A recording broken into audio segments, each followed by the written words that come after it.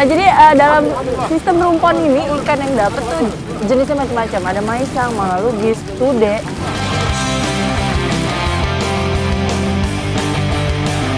Di saat semuanya meranggas, justru ada satu tanaman yang bisa tumbuh dengan subur dan bisa dipanen. Hasilnya segede-gede gini ya, Bu. Ini dia. Ini target kita. Ulu bagus.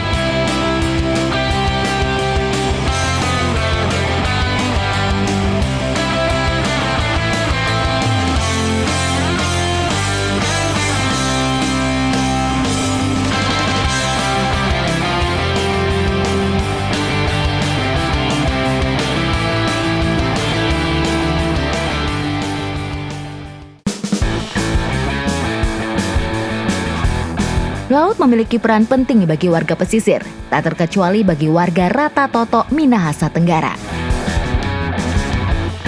Dari Rata Totok, Minahasa Tenggara, saya mau ikut kapal ini, kita mau menuju ke Rumpon. Rumpon terdekat jaraknya sekitar 4 jam dari sini. Nah kita nggak tahu nih rumpon mana yang siap panen karena di dalam itu ada satelit untuk ngecek yang mana. Tapi wilayah jangkauannya dimulai dari perairan Maluku sampai ke Teluk Tomini. Luas sekali. Sudah siap berangkat? Mari kita naik. Oh ya, kalau misalnya mabuk laut, siap-siap obat anti mabuk nih harus.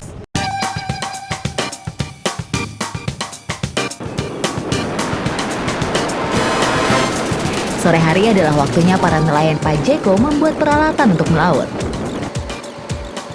Pajeko sendiri adalah sebutan bagi kapal besar berkapasitas 8 ton. Di Pajeko berukuran panjang 1 meter dan lebar 4 meter inilah semua peralatan dan semua logistik dibawa. Pajeko tempat tinggal selama nelayan berada di laut. Beruntung kali ini kami berangkat di saat cuaca musim angin, di saat ombak sedang bersahabat.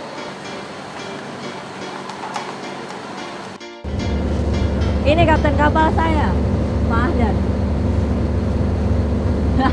Nah ini alatnya GPS-nya, jadi kita tahu rumpon mana yang kita tuju, semuanya based on dari GPS.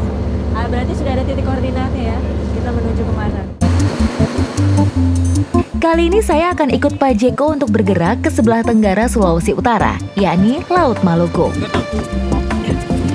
Terbentang di antara gugusan Kepulauan Maluku dan Sulawesi, laut dengan luas hampir 800.000 km persegi ini memiliki biota laut yang jumlahnya sangat beragam.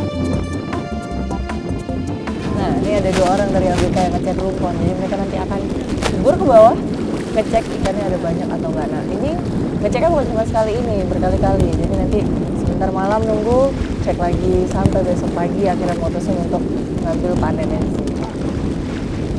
Nggak kebayang dingin ya? Ya jangan, kita kenceng banget.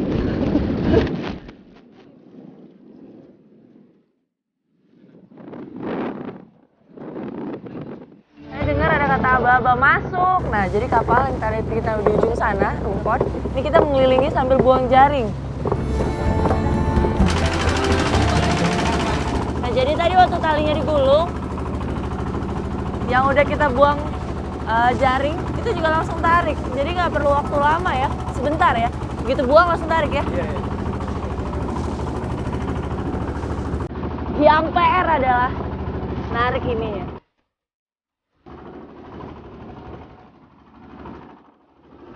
Perpaduan kekuatan tangan dari awak kapal dikerahkan saat menarik lubang-lubang jaring berukuran sekitar 3 cm ini.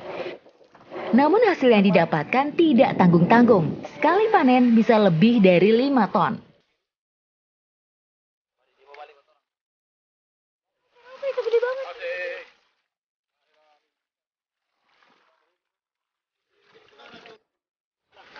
Digayung.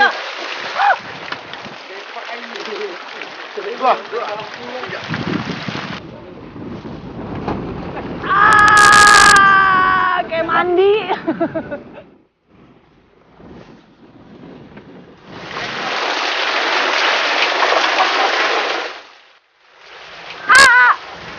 Wait. Nah jadi dalam sistem rumpon ini ikan yang dapat tuh jenisnya macam-macam. Ada maisang, malalugis, tude, terus ini bilangnya oci. Ada juga yang gede, dolphin fish namanya.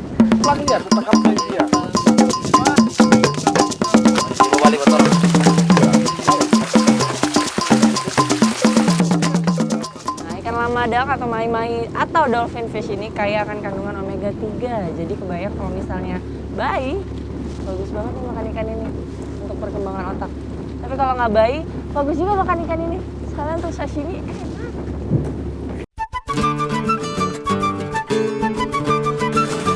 Jika kuantitas ikan sudah memenuhi kuota penjualan, semua ikan akan dijual ke Bitung untuk kemudian diekspor. Kita mau bikin sashimi. Nah, ini ikannya baby tuna sama yang satu lagi mai-mai. Ini yang pertama kali mau dibersihin dulu adalah yang baby tunanya. Ini sebanyak ini buat makan satu kapal. Fresh from the sea, para nelayan mengajarkan saya mengolah ikan secara langsung.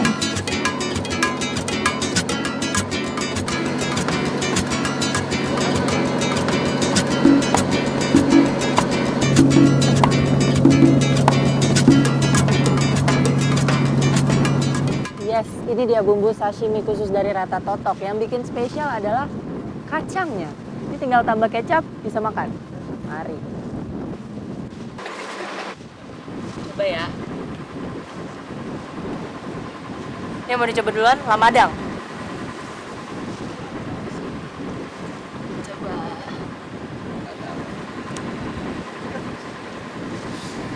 Enak. Silakan, Bang. Mari sudah.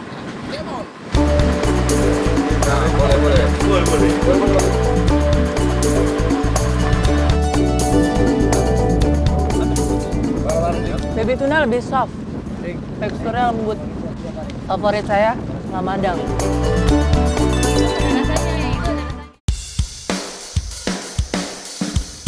Di pedesaan Kereke, Sumbawa Besar, musim kemarau seperti tidak akan pernah berakhir. Perbukitan kering kerontang terbentang sejauh mata memandang. Kenyataan ini memaksa sebagian masyarakat desa untuk mencari sumber pangan alternatif. Untungnya perbukitan sekitar desa Kereke masih menyimpan cadangan pangan abadi bagi masyarakat. Meski terlihat meranggas, Bukit Kereke merupakan lahan subur salah satu jenis umbi bernama gadung. Namun untuk mendapatkan umbi yang tumbuh liar ini tidaklah mudah. Apalagi ketika puncak kemarau seperti ini. Tanah perbukitan sangat keras dan harus digali dengan peralatan khusus. Lihat nih, di saat semuanya meranggas, justru ada satu tanaman yang bisa tumbuh dengan subur dan bisa dipanen. Ya. Jadi tadi saya agak bingung juga ikut ibu mau panen gadung. Kirain hasilnya seperti apa, lihat. Hasilnya segede-gede gini ya, Bu. Ya. Justru pas kering dia hasilnya sangat besar. Nah, ini merupakan salah satu pangan alternatif juga, tapi memang membutuhkan keahlian khusus untuk mengolahnya karena racun. Beracun. Gadung bisa tumbuh subur di daratan yang berelevasi tak lebih dari 800 mdpl. Sebagai bahan pangan alternatif, umbi dari tanaman menjalar ini sangat berguna saat musim kemarau tiba. Gadung adalah salah satu jenis umbi yang kurang populer, disebabkan karena kandungan dioskorinya yang tinggi. Dioskori adalah jenis racun yang dapat menyebabkan gangguan metabolisme tubuh dan juga saraf manusia. Namun, umbi gadung juga memiliki banyak manfaat. Selain sebagai pangan alternatif, gadung juga sering dipakai sebagai bahan insektisida alami. Kandungan tertinggi umbi gadung adalah kalori. Nilainya mencapai 100 lebih kalori per 100 gramnya. Nah nih, jadi kalau misalnya buat orang awam mungkin nggak ngeh gitu. Tapi kalau misalnya mau dilihat lebih dekat, betul, ada durinya nih. Jadi kalau misalnya dia ini tertutup tanah, nah terus ini ada pohon duri-duri begini, nah itu biasanya ada banyak ya Bu. Nah kan beda nih sama yang ini, sama ini sorry. Dengan ini batang keras begini, jadi kelihatan lah. Dan dia tuh selalu dekat-dekat pohon biasanya karena dia memang ini akan keluar dan merambat. Tuh patokannya itu. Di musim kering yang ekstrim seperti ini, manusia semakin menyadari bahwa beban harus dibagi. Pengangkutan dengan kuda paling efektif dilakukan sesuai dengan kontur tanah Sumbawa yang beragam. Ini adalah satu bentuk lagi simbiosis mutualisme. Jadi kebayang kalau misalnya kita tidak ada, ya memang di Sumbawa ini alat angkutnya kuda.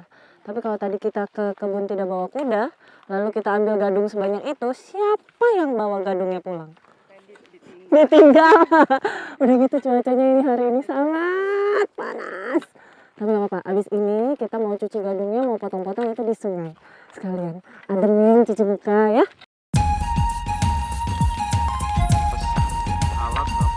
Sungai Kereke menjadi destinasi berikutnya. Sungai berair jernih ini selalu mengalir sepanjang tahun. Ibarat oase, Sungai Kereke menjadi pemersatu banyak kehidupan yang didera panas ekstrim.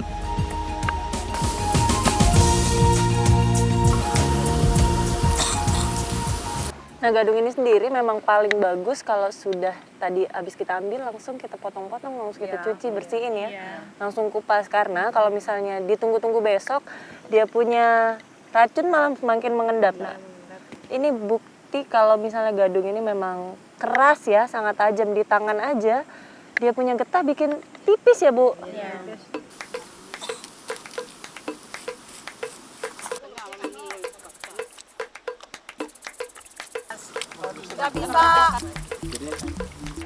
Nah, diinjak-injak ini merupakan cara yang paling efektif untuk ngebuang racunnya gadung. Tapi juga diperhatikan tempatnya harus pas di air mengalir begini ya. Jadi waktu kita injak-injak, set, limbahnya langsung hilang, air gatalnya keluar. Tapi walaupun air getahnya juga udah keluar, racunnya sudah lumayan hilang, tetap aja kalau kita tidak terbiasa itu akan gatal nih. Lihat, kaki saya sudah merah-merah begini. Ih, ini pakai apa obatnya?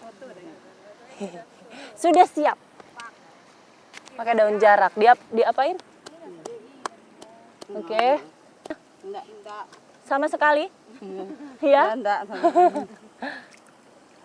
Sudah biasa. Iya, ini saya udah merah. Ini bentar lagi ungu. Kita perlu jemur dulu 1 hari supaya sampai betul-betul kering. Nah, ini supaya acara piknik kita tidak batal. Ya, ini sudah ada yang sudah dikeringkan kemarin. Nah, dia punya jadinya waktu kering itu begini, putih, bersih begini. Di Sumbawa Besar, olahan dari umbi gadung disebut bongka bola. Konsumsinya pun terbatas sebagai pangan alternatif pada musim tertentu saja. Potensi umbi gadung di perbukitan Desa Kereke saat ini jumlahnya luar biasa besar. Bukan tidak mungkin suatu saat warga Kereke mampu menyulap gadung sebagai sumber pendapatan ekonomi mereka. Sebenarnya yang paling populer untuk gadung ini sendiri kalau dijadikan keripik. Nah, ini adalah bentuk lainnya dari gadung itu sendiri. Tapi yang pasti kalau misalnya penasaran rasanya seperti apa, rasanya cenderung tawar. Ya karena itu tadi, ini biasanya kan dijadikan makanan pokok, jadi seperti kita makan nasi putih biasa aja. Nah ini temennya kalau kita penyuka manis ditambah gula, atau kalau kita yang suka gurih-gurih tinggal kasih garam aja sedikit ya. Dia berhasil membuat masyarakat Kereke ini betul survive di musim kering panjang begini. Nih pangan alternatifnya.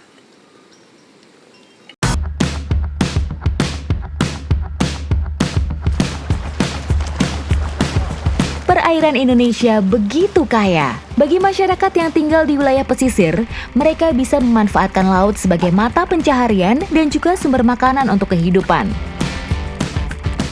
Ngeri banget. Nah ini di Waswemba ini, jadi kalau misalnya pas meti, ini metinya jauh, surutnya bisa sampai 1,5 kilo dari bibir pantai. Dan dimanfaatkan sama masyarakat di sini untuk nyari satu jenis protein, high protein, yang tidak sepanjang tahun dia hasilnya bisa kita konsumsi. Ini dia, ini target kita, bulu babi. Bulu babi tidak memiliki bagian tubuh yang jelas. Tubuhnya berbentuk bulat dengan bagian mulut terletak di bawah. Sekilas, hewan Echinoidea ini terlihat seperti bola bercangkang keras dan dikelilingi duri. Duri pada bulu babi digunakan untuk bergerak merayap di dasar laut. Jadi di sini walaupun banyak sekali bulu babi atau duri babi, nah ini pemilihannya, cara ambilnya juga sustainable ya. Jadi nggak semuanya, karena masyarakat di sini sadar kalau diambil semuanya sekaligus, besok mau cari apa, besok mau makan apa. Nah ini, jadi yang baby begini biasanya dikasih lepas. Lihat kan ukurannya beda. Wow, mereka berjalan-jalan, lihat nih kecil-kecil tapi tanduknya. Wah. Salah satu jenis bulu babi yang dapat ditemukan di perairan Indonesia adalah Diadema setosum. Seluruh bagian tubuh jenis ini berwarna hitam, memakan alga dan partikel organik di lingkungannya. Biasanya hidup membentuk koloni untuk mempertahankan diri. Fakta lainnya, bulu babi diketahui mengandung protein yang setara dengan cumi-cumi. Padahal kita baru cari sebentar ya. Banyak hasilnya. Ya ini memang lagi musim-musiman. Nih pokoknya kalau misalnya lagi musim seperti ini, hasilnya ini bisa dapat seember-ember. Ini ada bisa dapat seperahu. Banyak banget. Di beberapa negara, bulu babi telah menjadi salah satu komoditas laut yang cukup menjanjikan. Bahkan negara Jepang membuat sebuah peternakan bulu babi demi memenuhi permintaan gonat dari dalam dan luar negeri. Sementara di Jepang sendiri, bulu babi populer sebagai pelengkap hidangan sushi dan sashimi.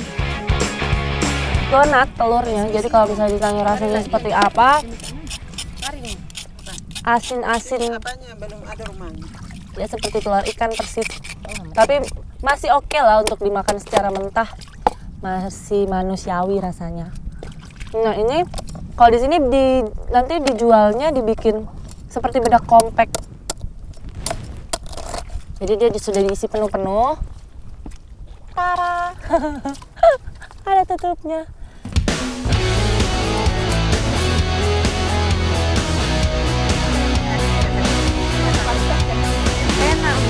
Nih, udah kebayang dong kita mau buat apa? Kita mau buat, kalau di baju ini dibilangnya kaswami, kalau di sini bilangnya kasangkola. Jadi makanan itu memang bisa mempersatukan semuanya ya. Kalau bikin begini rame-rame, lihat. Bagi masyarakat Buton, kaswami atau kasangkola adalah makanan pokok berbahan singkong yang jauh lebih populer jika dibandingkan dengan nasi. Kuliner ini tercipta karena proses adaptasi masyarakat dengan kondisi geografis dan sumber daya alam yang tersedia. Kontur Pulau Buton yang sangat kering dan memiliki tanah yang keras relatif cocok untuk ditanami tanaman singkong.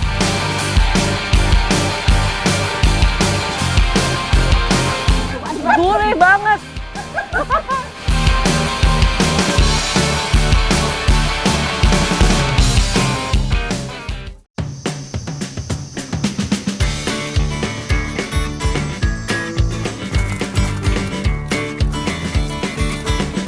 Curah hujan yang rendah di alam timur kerap kali membuat hektaran lahan komoditi masyarakat gagal panen. Jika tidak disiasati, kondisi ini bisa berimbas pada angka kelaparan dan buruknya gizi.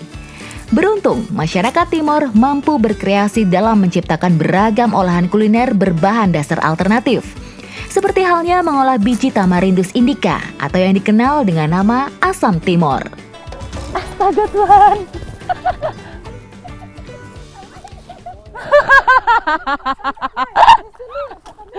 Nih, lucunya kalau kita mau ngambil buah asam di sini disebutnya asam timor, itu memang harus pas tengah hari begini. Kenapa? Karena katanya garing. Jadi sekali goyang di atas itu langsung rebah semuanya pada jatuh. Berikut ranting-rantingnya. Jadi semuanya, wah, tar dulu Pak. Musim kemarau merupakan masa puncak pohon asam timor untuk berbuah. Buah tanaman ini yang termasuk ke dalam keluarga polong-polongan merupakan salah satu hasil bumi yang tumbuh subur di tanah pesisir timur. Biji pohon akan dengan mudah terbawa aliran air saat musim hujan dan kemudian tumbuh secara alami. Tanpa memerlukan perawatan khusus, pohon beranting banyak ini dapat terus menghasilkan buah dan hidup hingga ratusan tahun. Tak hanya buahnya, masyarakat Pulau Timur juga kerap memanfaatkan bagian daunnya untuk obat malaria. Au!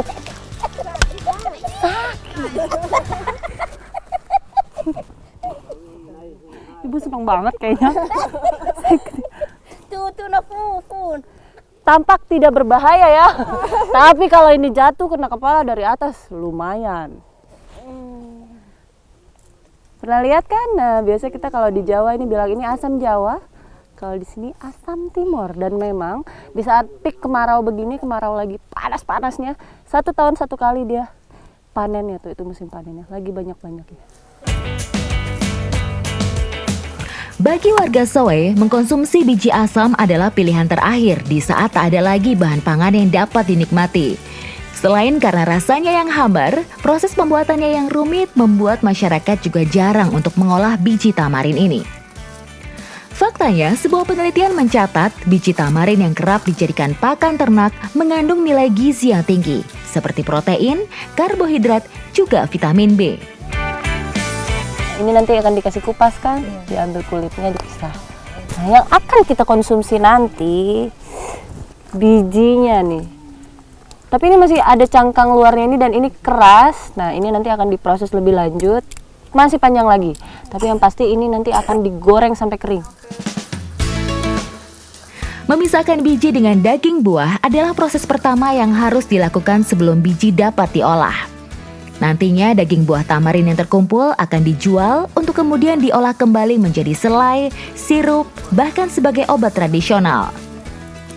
Kualitas asam Timor memang terkenal unggul hingga ke penjuru Nusantara. Di musim panen pada bulan Agustus hingga November, Kabupaten Timor Tengah Selatan rutin menyuplai ribuan ton buah asam ke Pulau Jawa. Dengan api sedang, biji-biji asam ini disangrai atau digoreng kering agar mengeluarkan aroma yang nikmat. Proses pengadukan harus terus dilakukan agar biji tidak hangus dan kering merata di seluruh bagiannya. Setelah disangrai, biji akan berubah warna kehitaman dan harus segera dihaluskan. Tujuannya tak lain untuk memisahkan daging biji asam dengan bagian kulit arinya yang keras. Di beberapa tempat, biji asam yang telah bersih dihaluskan menjadi tepung dan diolah menjadi makanan ringan. Tak hanya itu, dalam industri busana, tepung biji asam juga dikenal bermanfaat sebagai salah satu bahan pengental dalam proses industri tekstil.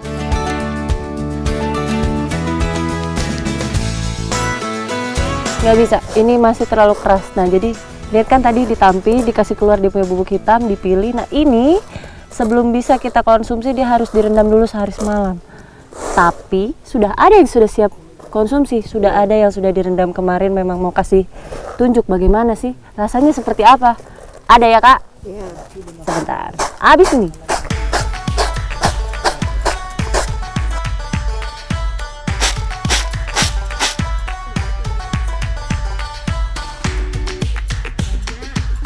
Biji asam ini sendiri nih, kalau misalnya lihat udah kayak kacang ya, nih udah kayak kacang aja, nggak ada kepikiran ini biji asam. Dan dia punya tekstur di mulut persis sekali seperti kacang, kayak tapi tidak garing, jadi seperti pete. Nah, kalau pete bakar atau pete rebus, jadi waktu pas digigit tuh ada krenyes.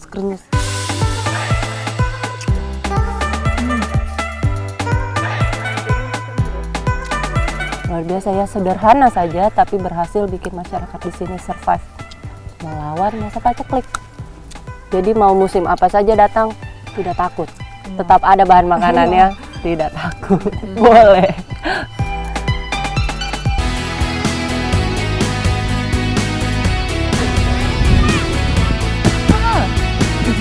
Saya ada di Nanghale. Nah, masyarakat di sini adalah masyarakat di Pulau Babi, tapi dulu setelah 20 tahun yang lalu kejadian tsunami, masyarakatnya pindah ke sini. Di sini kegiatannya memutihkan garam. Garamnya ini diambil dari Bima. Seperti apa pemutihan garam itu sendiri? Pakai apa? Gimana caranya? Di sana.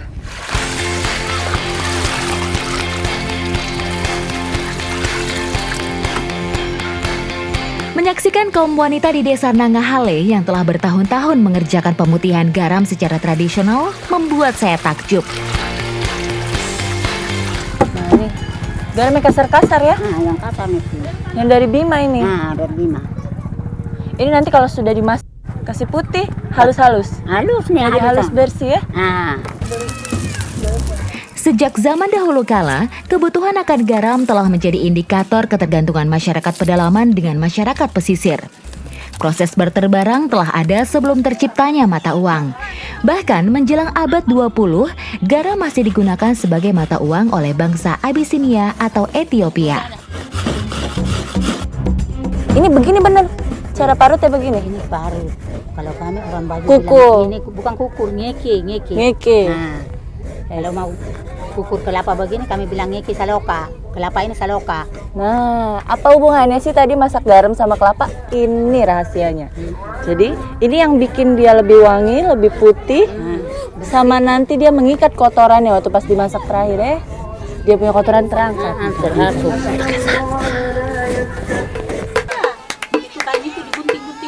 Garam bagi saya adalah kristal yang sangat menakjubkan. Tak hanya dikenal sebagai antibiotik untuk tubuh dan bahan pengawet untuk makanan, tetapi juga sebagai pengatur keseimbangan cairan dalam tubuh yang bertugas sebagai transmisi saraf dan otot.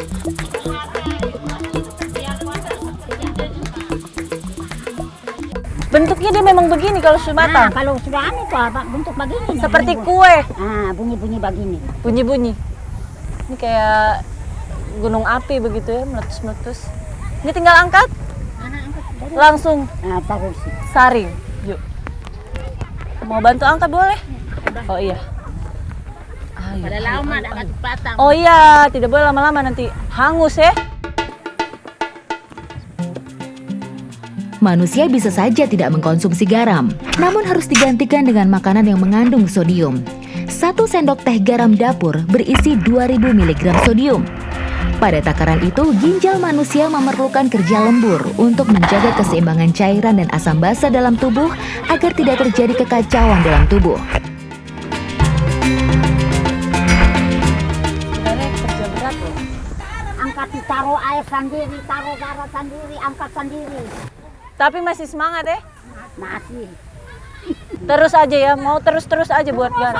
Garam terus begini, tapi tidak ada pekerjaan. Sampai 50 tahun ke depan. 50 tahun kah, 60 tahun kah. Pokoknya sampai masih kuat buat garam. Nah, kalau masih kuat buat garam, dibuat lagi garam. Masih kuat. Luar biasa. Umbu keren.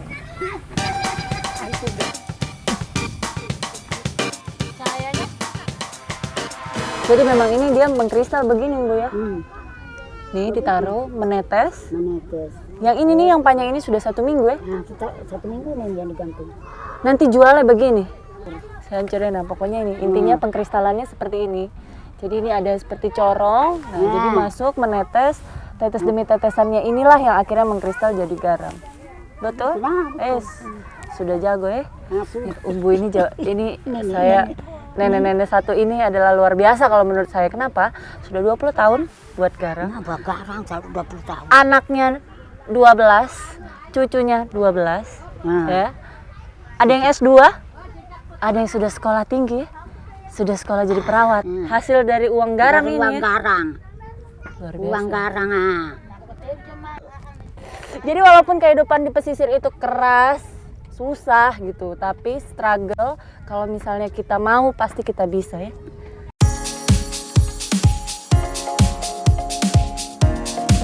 Ini nih. Iya bener teh. Wah.